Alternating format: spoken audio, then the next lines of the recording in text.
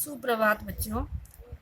पाठ 4 शब्द विचार के भाग 1 में हमने पढ़ा वर्णों के सार्थक मेल को शब्द कहते हैं। वर्णों का वर्गीकरण 4 आधार पर किया जाता है: उत्पत्ति के आधार पर, रचना के आधार पर, प्रयोग के आधार पर और अर्थ के आधार पर। उत्पत्ति के आधार पर शब्द के 5 भेद होते हैं: तत्सम, तद्भव, देशज, विदेशी और शंकर। हमने भाग 1 में तत्सम और तद्भव शब्दों के बारे में पढ़ा। तत्सम शब्द कौन से होते हैं? संस्कृत के वे शब्द जो के त्यों जो हिंदी में प्रयोग किए जाते हैं वे तत्सम शब्द कहलाते हैं। और जब तत्सम शब्दों का रूप परिवर्तन करके हिंदी में प्रयोग किया जाता है वे शब्द तद्भव कहलाते हैं। आज हम जो है इसके आगे 3 भागों को और पढ़ेंगे। नंबर 3 पर है हमारा देशज शब्द। देखो, भारत के हर राज्य की अपनी एक भाषा है और उन भाषाओं की अपनी बोलियां और उपबोलियां भी हैं। भारत में 1600 से भी अधिक भाषाएं और उपभाषाएं बोली जाती हैं। अब यहाँ पर हमारा क्वेश्चन बन जाता है कि भारत में कितनी भाषाएं और उपभाषाएं बोली जाती हैं, तो हमारा आंसर होगा 1600 से भी अधिक। तो देशज शब्द कौन से होते हैं? जो शब्द संस्कृत भाषा से हिंदी में नहीं आए हैं और जो शब्द अपने देश की भाषाओं या बोलियों से बने हैं उन्हें देशज शब्द कहते हैं। जो शब्द हमारे देश की भाषाएं हैं, उपभाषाएं हैं, बोलियां हैं, उनसे बने हैं वो शब्द देशज कहलाते हैं। उसको हम ऐसे भी कह सकते हैं कि जो शब्द हिंदी की बोलियों, उपभाषाओं से हिंदी में आए हैं देशज या देशी शब्द कहलाते हैं। जैसे लोटा, जूता, पगड़ी, खटिया, खिचड़ी, डिबिया, बड़ा आदि ये शब्द देशज शब्द कहलाते हैं। आगे है विदेशी शब्द। विदेशी शब्द को ही आगत शब्द भी कहा जाता है।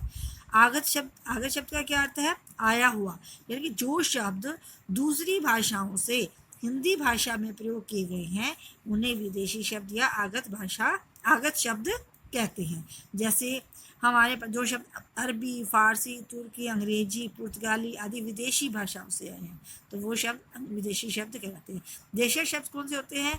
जो देश की भाषाओं, बोलियों, उपबोलियों से बने हुए होते हैं। और विदेशी शब्द जो शब्द दूसरी भाषाओं से हिंदी भाषा में प्रयोग किए जाते हैं उसे विदेशी शब्द कहते हैं।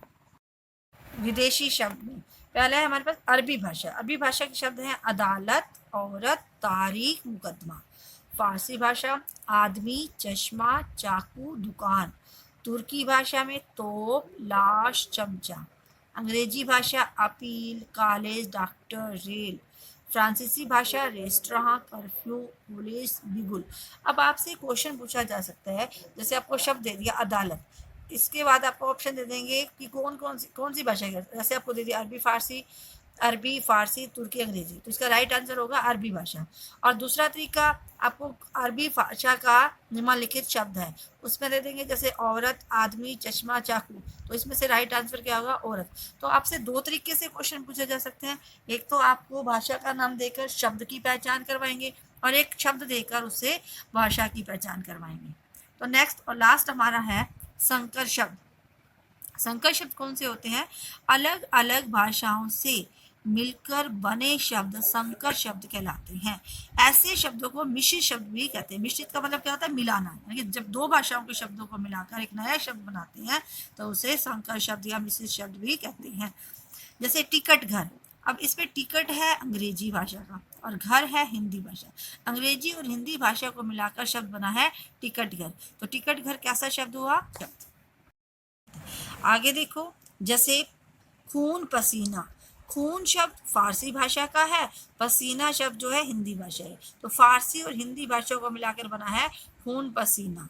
लाठी चार्ज। लाठी शब्द हिंदी भाषा का, चार्ज जो है अंग्रेजी भाषा, तो लाठी चार्ज क्या हुआ? संकर शब्द। तो इस तरह से 2 भाषाओं के शब्दों को मिलाकर बनने वाला नया शब्द संकर शब्द कहलाता है।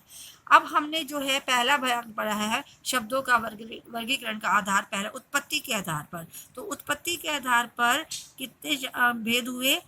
नंबर 1 तत्सम शब्द, नंबर 2 तद्भव शब्द, नंबर 3 देशज शब्द, नंबर 4 विदेशी शब्द और नंबर 5 मिश्रित या संकर शब्द। शब्दों के वर्गीकरण का अगला आधार है रचना के आधार पर।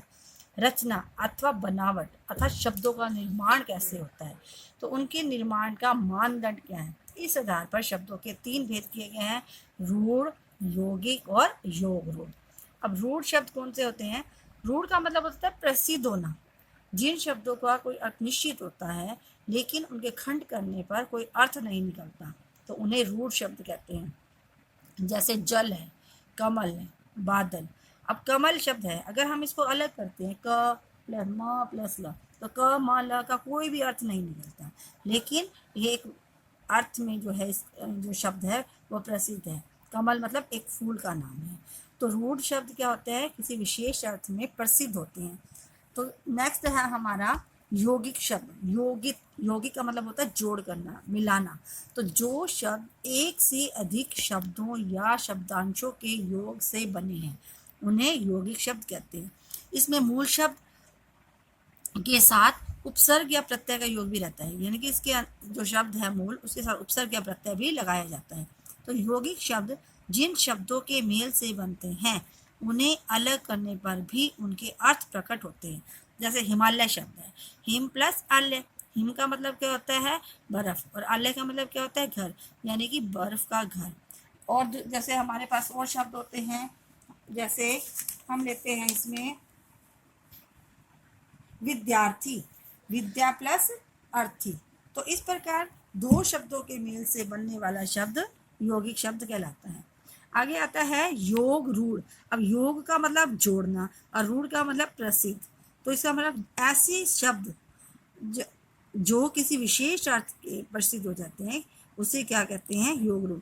जो शब्द यौगिक होते हुए भी 2 शब्दों को जोड़कर बनाते हैं और परंतु किसी विशेष अर्थ को प्रकट करते हैं, अर्थात किसी विशेष अर्थ के रूप में रूढ़ हो जाते हैं, प्रसिद्ध हो जाते हैं, वे शब्द योग रूढ़ शब्द कहलाते हैं।